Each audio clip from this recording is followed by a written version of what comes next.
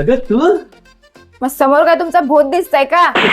काय त्याच्या आतमध्ये अरे वैशाली तू,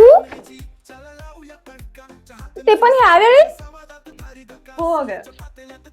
हे चहा कोणी बनवून दिला तुला? अरे बापरे. भाऊजी. मला तर एक ग्लास पाणी सुद्धा देत नाही.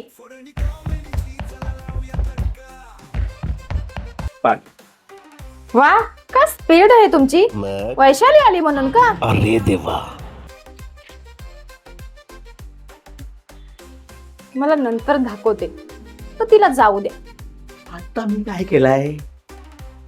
काय केलंय ते नंतर कळेल. फक्त विचार करा, मी काय काय करेन तुमच्या सोबत. मेलो मी.